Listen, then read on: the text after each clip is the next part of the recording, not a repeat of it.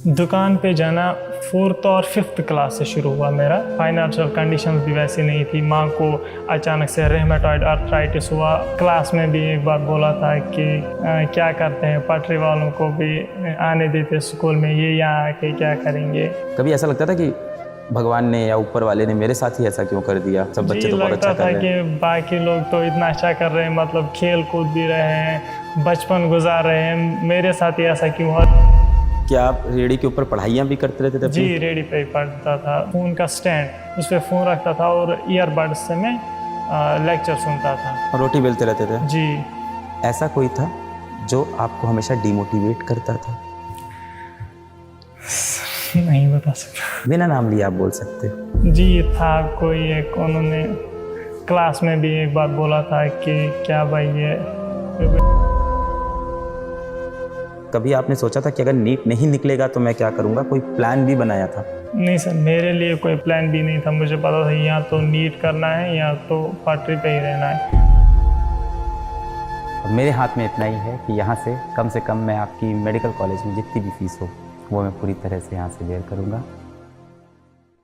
जय हिंद, मेरा नाम है अलक पांडे और आज मेरे साथ बैठे हैं शहजाद, जो कि कश्मीर के लिए शान की बात है। शहजाद आते हैं कश्मीर के गाजियाबाद शहर से, जहाँ पे ये एक नान बनाने की रेडी लगाते हैं और क्रॉकरी की रेडी भी लगाते हैं, जहाँ चम्मच छुरी वगैरह ये बेचते थे। इस वर्ष इन्होंने नीट की परीक्षा में बहुत ही बेहतरीन नंबर हासिल किए और गवर्नमेंट मेडिकल कॉलेज हंदवाना में एडमिशन ले लिया है। अब ये डॉक्टर बनने जा रहे हैं। शहजाद ना सिर्फ कश्मीर के लिए, भारत के हर उस बच्चे के लिए एक बहुत बड़ी इंस्पिरेशन है जो इस टाइम जीवन में कहीं ना कहीं संघर्ष कर रहा है, स्ट्रगल कर रहा है और बड़े सपने देखता है। तो यस, ऐसे सपने पूरे होते हैं, शहजाद के हुए हैं। शहजाद से उनकी कहानी सुनेंगे। सबसे पहले शहजाद, बहुत बहुत बहुत बधाई हो। Thank you sir. डॉक्टर बनने जा रहे हो आप? जी सर। कैसा लग रहा है अभी? बहुत अच्छा फील हो रहा है कि एक ऐसी जगह से जहाँ पे कोई सोच भी नहीं सकता कि इतना आगे बढ़ सकते हैं, मैं MBBS करने जा रहा हूँ। तो बहुत अच्छा फील हो रहा है। घर वाले भी खुश हैं, सारे रिलेटिव्स खुश हैं और गांव में भी हर कोई खुश है। प्राउड फील है हर एक को मुझ पे, जो एक्सपेक्ट ही नहीं कर पा रहे थे वो भी। मतलब कुछ टीचर्स थे जो कह रहे थे क्या बोल रहे हो, पढ़ रहे हो, पढ़ते हो तुम, कहाँ पढ़ते हो, दिन भर तो यही मार्केट में देखते हैं। सो बहुत अच्छा फील हो रहा है सबको इस टाइम पे मेरी सिलेक्शन से, और मुझे भी बहुत खुशी हो रही है कि मैं एक ऐसी जगह से उठ के आया और MBBS में सीट हासिल की। पिछले वर्ष आप फिजिक्स वाला के एक ऑनलाइन बैच, नीट ड्रॉपर का जो बैच है जहाँ से नीट की तैयारी, यकीन बैच से पढ़ रहे थे। सबसे पहले आपके पिछले वर्ष की पूरी कहानी सुनेंगे, फिर और बचपन की कहानियाँ सारी। सबसे पहले पिछले वर्ष की कहानी सुनाएं जो आपकी नीट की तैयारी थी। नीट की तैयारी 11th मैंने स्टार्ट की। जो आपके YouTube के लेक्चर्स थे वही से मैंने पहले पढ़ाई की थी। पूरा फिज़िक्स और फिज़िकल केमिस्ट्री मैंने कंप्लीट किया था। उसके बाद अर्जुना बैच स्टार्ट हो गया तो मैंने अर्जुना बैच ले लिया। 2021 में अर्जुना बैच मैंने ले लिया। जब आप 11th क्लास में थे? जी, 11th क्लास में अर्जुना बैच ले लिया और उसमें मैंने फिज़िक्स और केमिस्ट्री कवर की और बायोलॉजी की NCERT दीदी ने मुझे पढ़ाई उस टाइम पे। उसके बाद 1 जनवरी 22 को मैंने यकीन बैच लिया, क्योंकि उस टाइम पे यकीन का 12th स्टार्ट हो चुका था और लक्ष्य के साथ हम कोप अप नहीं कर पाते थे। कश्मीर बोर्ड का एक्चुअली साइकिल थोड़ा भारत के बाकी बोर्ड से अलग होता है। होता था। मतलब अभी ठीक है, अभी मार्च सेशन ही है। उन दिनों अक्टूबर में बोर्ड एग्जाम सेशन होते थे। उस दिन यकीन बैच में 12th स्टार्ट हो चुका था तो मैंने वही से स्टार्ट किया। और उस वक्त यकीन पे आपको MR सर से फिज़िक्स पढ़ी और जो केमिस्ट्री है उसमें इनऑर्गेनिक मोहित दादी सर से पढ़ी, ऑर्गेनिक केमिस्ट्री पंकज सर से, और फिज़िकल केमिस्ट्री जो थी जो वो मैंने पंकज सर के YouTube वीडियो से की थी फिज़िकल केमिस्ट्री। और जो 11th फिज़िकल केमिस्ट्री वो ऑलरेडी डोली मैम से मैंने की थी अर्जुना बैच में। और जब आपने 1 जनवरी को यकीन बैच खरीदा तो आपको 50% डिस्काउंट? जी, 50% डिस्काउंट मिला था। 2000 में वो बैच उस टाइम पे मुझे मिला था। ऐसा तो नहीं था आप इंतजार कर रहे थे इस दिन का कि डिस्काउंट है? नहीं सर, एक्चुअली उन्हीं दोनों एग्ज़ाम ख़त्म हो गया था तो डिस्काउंट भी मिला तो मैंने उसी दिन खरीद लिया वो बैच। एक टीचर ने उसके पैसे दिए थे, हमारे हेडमास्टर सर थे, उन्होंने ही उस बैच के पैसे दिए थे मुझे उस टाइम पे। कौन है वो? गुलाम मोहिद्दीन डार सर। गुलाम मोहिद्दीन डार जी, उनको मैंने फ़ोन किया कि मुझे बैच ख़रीदना है तो उन्होंने ही 2000 ट्रांसफ़र किया उस टाइम पे। क्या बात है। जी उन्होंने उनसे बहुत- मिले सिलेक्शन के बाद? जी हमेशा ही मिलता हूँ, वो मार्केट में आते हैं मेरे पास, हमेशा गाड़ी रोकते हैं वहाँ पे। मार्केट में आते हैं? जी और मार्केट में आप उस टाइम वो नान बेच रहे होते हो? जी वहीं पे आते हैं। थोड़ा अपना दिनचर्या बताओ कि नान आप सुबह बनाते हो, पढ़ाई कब करते हो, कैसे किया? जी सुबह 4 साढ़े 4 बजे मैं उठता हूँ। उसके बाद वो नान भाई की शॉप पे काम होता है, डो मेकिंग होती है। उसके आटा बाद गूंथना, हाँ। जी उसके बाद रोल करते हैं हम रोटी को। जब रोल करते हैं तो उसमें 1 डेढ़ घंटा लगता है, क्योंकि 200-300 नान होते हैं बनाने उस टाइम पे। लवासा बोलते हैं हम उसे जी, रोल बेलन से जी। हाँ। तो उस टाइम पे मैं फ़ोन स्टैंड था फ़ोन का स्टैंड, उस पर फ़ोन रखता था और ईयरबड्स से मैं लेक्चर सुनता था। और रोटी बेलते रहते थे? जी और उसी काम में लास्ट के 2-3 महीनों में मेरा जो छोटा भाई है 8-9 साल का है, वो रोल वही करता था लास्ट के। वो बहुत सवेरे सुबह उठता था, मतलब उसकी नींद ज़्यादा खुलती नहीं, लेकिन उन दिनों मेरे लिए वो उठता था। वो सारा काम मतलब 1 डेढ़ घंटा बचाता था, उसमें मैं जो टेस्ट्स में मेरे क्वेश्चंस गलत हुए हों या डीपीपीज में गलत हुए हों, वो मैं उस टाइम पे रिवाइज किया करता था। सो जो भी रॉन्ग क्वेश्चंस का रिवीजन है वो मैंने उसी की वजह से किया है। सुबह सुबह आटा गूंदने का जी। काम, रोटी बनाने का उसने। जी तो आप फिर कब उठते थे सुबह?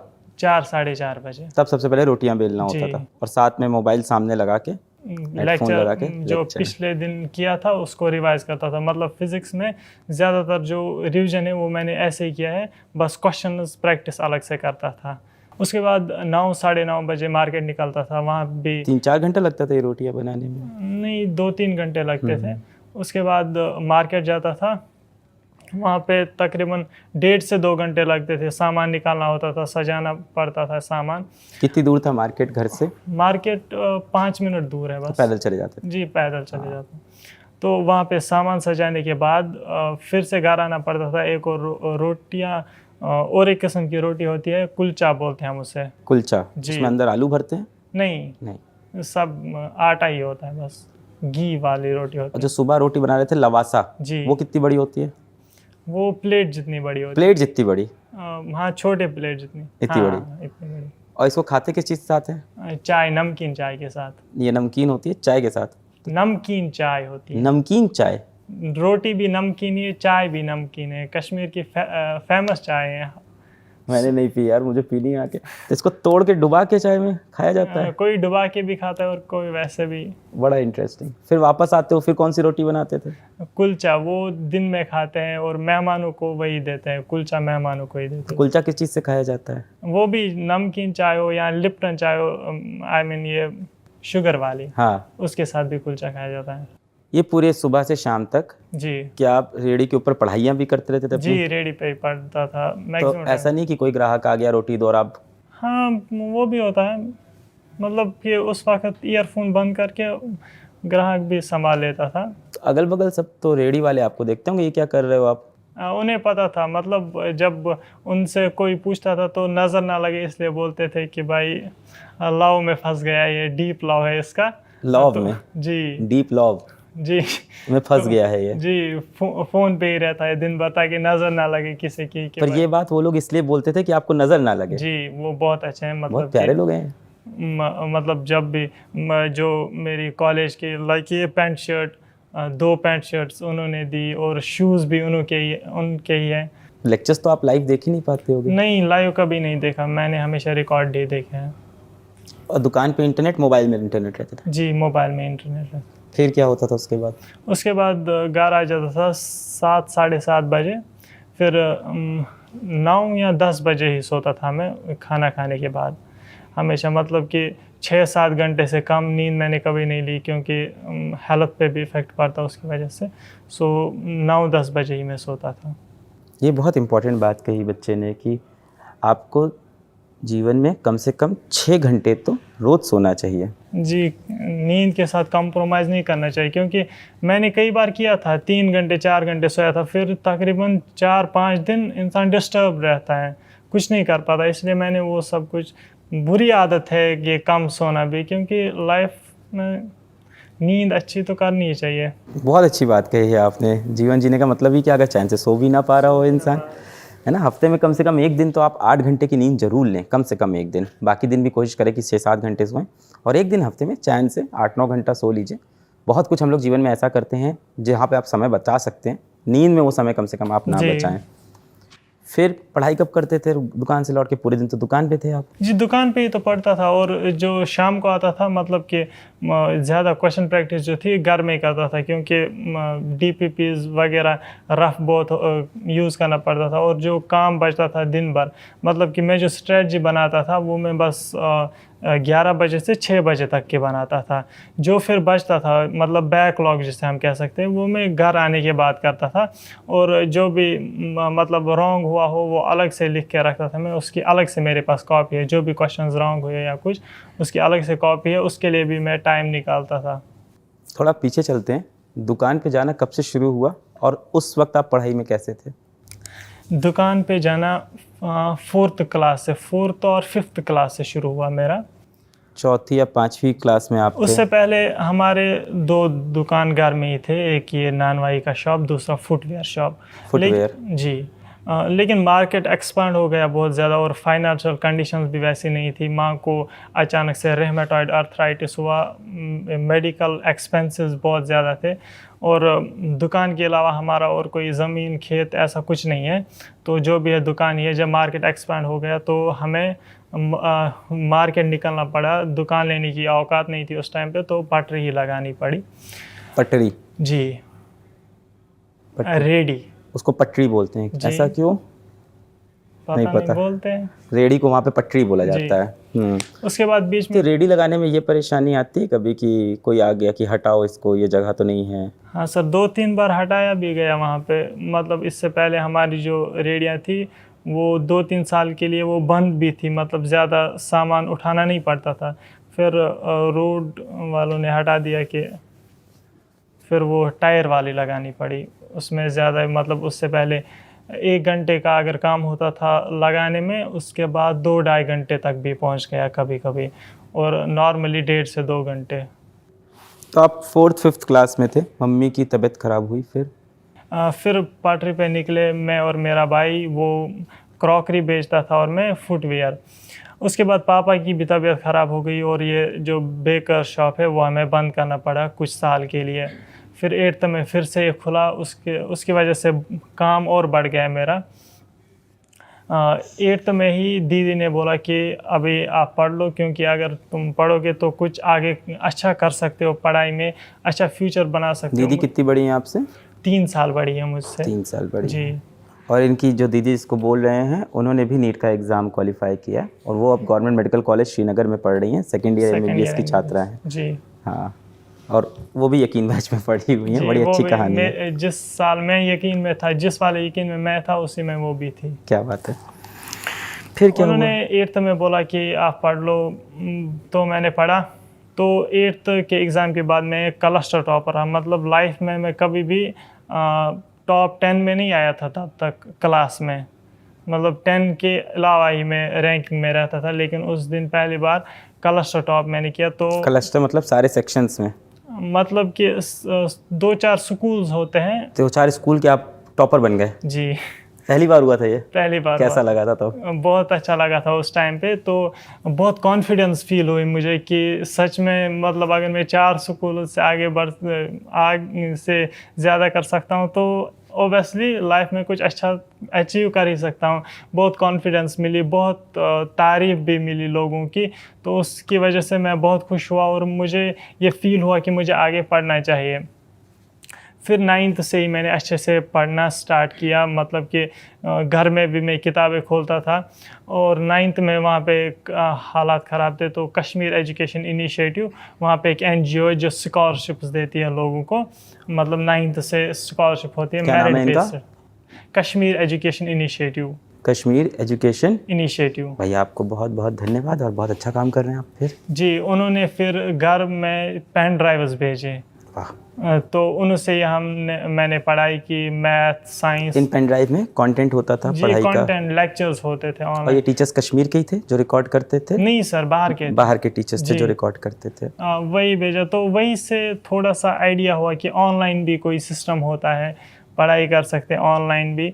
और फिर 10th में भी ऐसे ही पढ़। उस वक्त की जब आप बात कर रहे हैं 9th-10th में थे, तब कश्मीर में पेन ड्राइव से ऑनलाइन पढ़ने का कल्चर ज़्यादा था क्योंकि इंटरनेट की प्रॉब्लम होती थी, ये वो इंटरनेट वक्त की है? प्रॉब्लम थी जी, इंटरनेट की प्रॉब्लम थी, तो पेन ड्राइव्स उन्होंने भेजे थे अपने स्कॉलर्स को जिनको वो स्कॉलरशिप देते थे। तो उस वक्त मुझे याद है, मैं एक बच्चे से मिला हूँ, सेलेक्ट भी हो गया है, आज वो डॉक्टर बन रहा है, MBBS कर रहा है, GMC में ही है।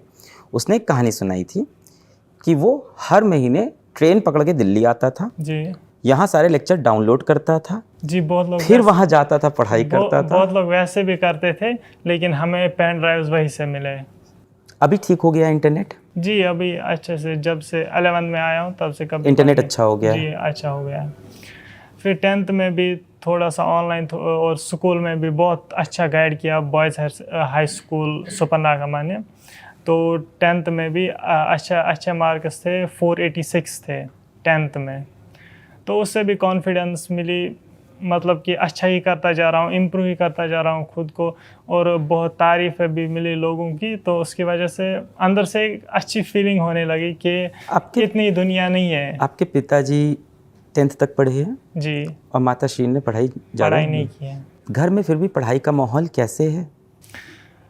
सर वो उन्हें पता है, मुझे नहीं पता कैसे है। मतलब वो पहले से ही बहुत कॉन्शियस थे कि जैसे वो रहे हैं, जिन कंडीशंस में वो रहे हैं, मतलब कि मेरे दादाजी भी बहुत टाइम बीमार रहे, उसकी वजह से जो बहुत प्रॉब्लम्स हुई। तो पापा मम्मी ने हमेशा ये सोचा कि बच्चों को अगर पढ़ाएंगे तो वो कुछ अच्छा कर लेंगे, मतलब उनकी जैसी ज़िंदगी ना हो हमारी, इसलिए हमें पढ़ाया उन्होंने। उनकी हेल्थ कंडीशंस बहुत ख़राब थी। पापा को ज़्यादा बोझ सामान उठाने में डॉक्टर ने मना किया था, और जो ये नानवाई का काम है ये भी करने से मना किया था। लेकिन फिर जब फाइनेंशियल कंडीशंस वैसी नहीं रही, पटरी पे ही सब कुछ नहीं चल रहा था, तो हमें नानवाई का काम फिर से शुरू करना पड़ा। उनको अभी भी बहुत प्रॉब्लम होती है, कभी बहुत हाई BP भी हो जाता है, रास्ते पे ही कभी पड़ते हैं, लेकिन फिर भी काम करते हैं हमारे लिए। तो ज़्यादातर काम मुझे ही करना पड़ा, मतलब कि 7 to 8 hours of work per day रहते थे मेरे, और वो भी एक्सटेंसिव, मतलब कि जहाँ पे भी मुझे लगता था कि मैं टाइम बचा सकता हूँ वहाँ पे बचा लेता था। हर एक काम परफेक्शन के साथ करता था। लाइक जो मतलब नान भी परफेक्शन से बनाते थे? जी, ये होता है, जिस इंसान को आदत होती है वो कोई भी काम हो उसको परफेक्शन से करेगा, छोटा बड़ा कैसा भी काम हो। लाइक जो हमारे जो रेडी हैं मार्केट में, वहाँ पे जो सामान होते हैं छोटे छोटे, लाइक चाकू होते हैं, ताले होते हैं, छोटे छोटे होते हैं, तो मैं उन्हें एक बार में किसी बड़ी सी ट्रे में सजा के रखता था ताकि हर दिन ना लगाना पड़े, तो उससे बहुत आसानी होती थी मुझे। तो 11th में मैंने फिर अर्जुना बैच ज्वाइन किया, उसमें अच्छे से फ़िज़िक्स केमिस्ट्री की, और दीदी ने बायोलॉजी करवाई खुद NCERT। फिर 12th में यकीन बैच से मैंने, मतलब 2022 का जब तक एग्ज़ाम हो गया 12th में यकीन, क्योंकि आपका कश्मीर का एग्ज़ाम साइकिल डिफरेंट था तब, इस वजह जब तक एग्ज़ाम हो गया था तब तक मेरा सिलेबस लगभग 70-80% कम्प्लीटेड था। फिर बायोलॉजी NCERT ही ज़्यादा की मैंने, और जो यकीन के लेक्चर्स थे वही किए, उम्मीद की DPPs मैंने की, और जो वो है मतलब फ़िज़िक्स केमिस्ट्री, उसमें भी मैं DPPs यकीन बैच की नहीं, उम्मीद बैच की करता था, क्योंकि वो कम रहता था, तो मेरे लिए वो काफ़ी था। क्योंकि पढ़ते यकीन से थे जी, DPP उम्मीद की करता था। तो मास्टर सेम थे दोनों में या डिफरेंट हो जाते थे? नहीं, डिफरेंट हो जाते थे, उसमें कोई प्रॉब्लम नहीं थी, मतलब क्वेश्चंस तो करने ही थे जहाँ से भी हो। आपने बताया आप 4th क्लास से नान बनाने का काम, रेडी लगाने का काम कर रहे हो। 4th क्लास मतलब लगभग 10-11 साल का बच्चा। 10-11 साल का। पहली बार जीवन में ये सब काम करना जब आपने शुरू किया, 10-11 साल का एक बच्चा जो स्कूल में पढ़ाई कर रहा है, अचानक से एक दिन वो दुकान पे, सड़क पे जाता है, पटरी पे रेडी लगाता है, ताला चाबी बेच रहा है, या वो चूरा बेच रहा है, चम्मच या नान। कभी ऐसा लगता था कि भगवान ने या ऊपर वाले ने मेरे साथ ही ऐसा क्यों कर दिया, बाकी सब बच्चे तो बहुत अच्छा कर रहे हैं? कि बाकी लोग तो इतना अच्छा कर रहे हैं, मतलब खेल कूद भी रहे हैं, बचपन गुजार रहे हैं, मेरे साथ ही ऐसा क्यों हुआ। लेकिन फिर घर वाले भी बहुत सपोर्टिव थे, कभी ऐसा फील नहीं होने देते थे कि लो फील नहीं होने देते थे वो मुझे कभी भी। और दीदी थी तो ओबियसली हमेशा कॉन्फिडेंस देती थी कि तुम लाइफ में कुछ अच्छा कर लोगे, ये सब कुछ मैटर नहीं करता, आप खेलते हो नहीं खेलते हो, जो नहीं खेलते वो ज़्यादा बड़े आदमी बन जाते, लाइक दैट। राइट। पर आपके घर में मैंने देखा कि इतने कंजर्वेटिज्म नहीं था, बहन की पढ़ाई को भी बहुत प्रेफरेंस दिया घर वालों ने, जी और दीदी को भी उतनी ही पढ़ाई कराई जितनी आपको कराई, जी और वो भी डॉक्टर बने। जी। इस बारे में थोड़ा बताओ, क्या आपके अगल बगल सोसाइटी में भी ऐसा ही माहौल था, या पिताजी इन सब के अलग सोच रखते थे कि लड़कियों को भी पढ़ाना है? जी, मेरे पापा अलग सोच रखते हैं कि लड़कियों को भी पढ़ाना है। कई बार कई लोग कहते थे कि लड़कियों को ज़्यादा पढ़ने नहीं देना चाहिए, मतलब उसकी वजह से बहुत लोग घर पे भी आते थे, लेकिन पापा घर पे आके मना करते थे कि पढ़ाई मत कराओ, जी पढ़ाई बहुत मत कराओ, ये बोलने आते थे जी लोग। ताने भी देते थे बहुत लोग कि लड़कियां जब पढ़ती है तो ख़राब हो जाती हैं बाहर जाने से। लेकिन पापा उस टाइप के नहीं थे, उन्हें पता था कि मेरे बच्चे, मतलब कि उन्हें कोई भी, मेरी भी कोई भी कंप्लेंट करे तो वो कभी माइंड नहीं करते, क्योंकि उन्हें पता, उन्हें भरोसा है हम लोगों पे। मगर इस भरोसे के लायक भी उन्होंने ही हमें बनाया है। ये कंजर्वेटिज्म क्यों है लोगों के अंदर कि लड़कियां पढ़ती हैं तो खराब हो जाती हैं? लड़के भी पढ़ के खराब होते हैं और इंसान बिना पढ़े। और इल्म, नॉलेज तो सबसे इम्पॉर्टेंट है, हर किसी को लेनी चाहिए। ये ट्रेंड क्या चेंज होता हुआ दिख रहा है आपको? जी बहुत चेंज होता हुआ दिख रहा है जब से, मतलब हमारे गांव में कई लोग हैं, मतलब एक और डॉक्टर भी है हमारे गांव में, और एजुकेशन सेक्टर को बहुत ज़्यादा डेवलपमेंट मिल रही है वहाँ पे। जब मतलब ज़्यादा जब से वो हाई स्कूल में हमारे नए हेडमास्टर आए थे, मोहिद्दीन सर, तो उन्होंने इस तालीम के सेक्टर को उन्होंने अलग रंग दिया।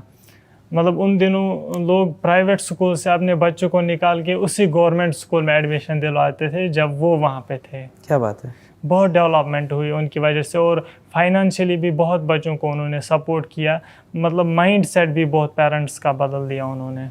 इस पूरी जर्नी में जब क्लास 4th से आपने सड़क पे रेडियो गाना शुरू किया, साथ में पढ़ाई की, नीट का एग्ज़ाम निकाला, इस पूरी जर्नी में कोई रिलेटिव्स थे जो सपोर्ट में आए, कोई रिश्तेदार थे जो सपोर्ट किए? जी सारे रिश्तेदार अच्छे ही थे, मतलब कि हमारे घर में ही ज़्यादा तालीम, मतलब हमारे गांव में ज़्यादा तालीम नहीं थी, हमारे ख़ानदान में, हमारे गांव के हमारे ख़ानदान में।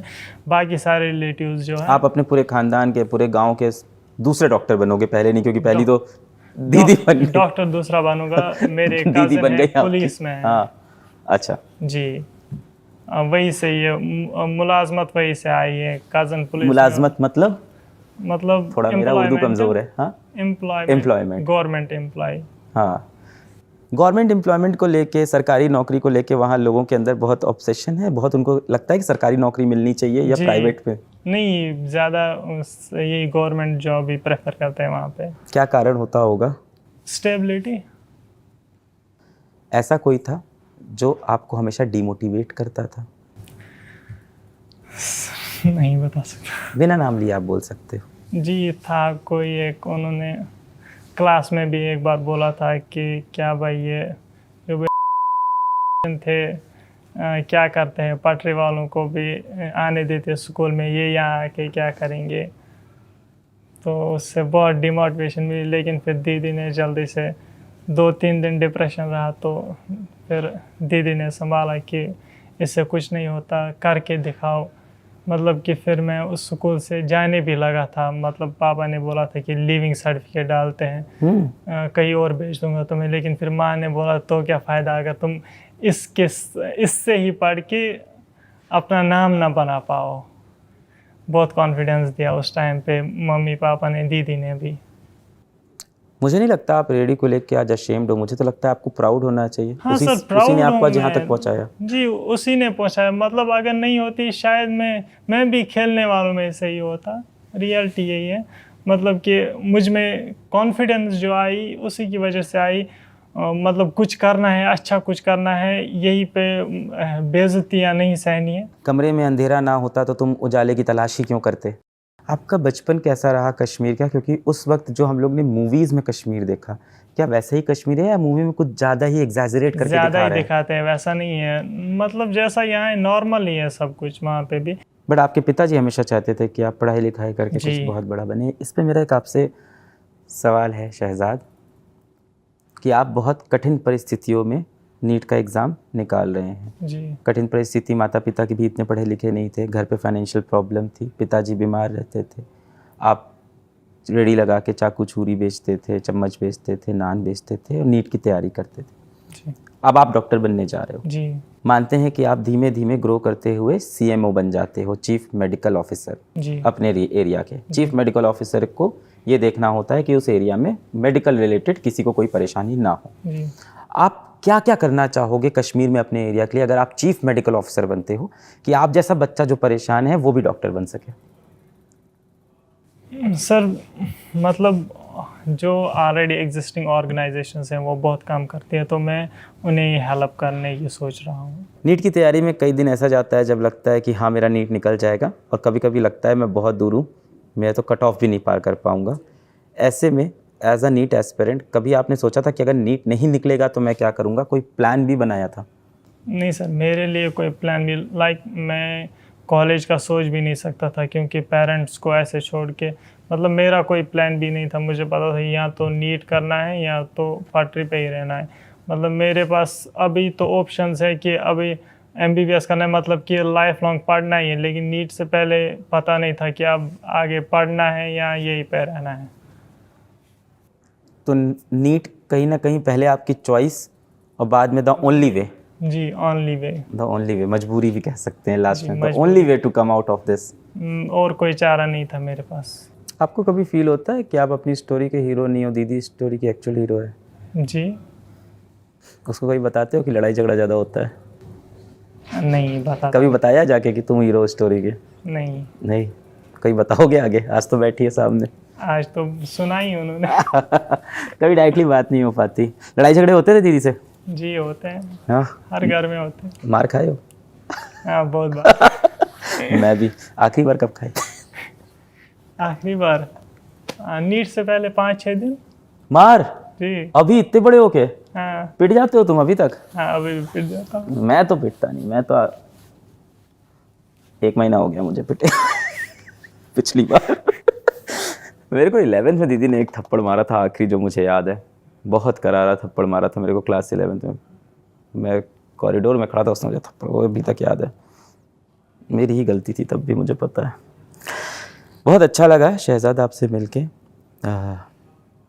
You are an inspiration not only for Kashmir but for whole India, and I think your sister is also an inspiration for all the girls out there in Kashmir, especially girls out there in the rural India। उन लड़कियों के लिए आपकी बहन बहुत inspiration है, जो अपने घर के हालातों से लड़ते हैं, ऐसे समाज में रहते हैं जहाँ पढ़ाई को इतना इंपॉर्टेंस नहीं देता, फिर भी लड़ झगड़ के निकालते हैं। उसके बाद आप जैसा एक भाई भी कमांडो ट्रेनिंग करके डॉक्टर तक पहुँचाते हैं, देश का भविष्य बनाते हैं। We are very proud of both of you. Shahzad, आपकी कहानी बहुत ही इंस्पायरिंग है, बहुत ही मोटिवेटिंग है। आपने बहुत सारा संघर्ष किया जीवन में, रोड पे रेडियाँ लगाई, कभी आपने चम्मच बेचा, कभी छुरी बेची, कभी आपने नान बेचा। अब यहाँ से आप कॉलेज जा रहे हो और आप अपने हिस्से की लड़ाई तो लड़के आए हो।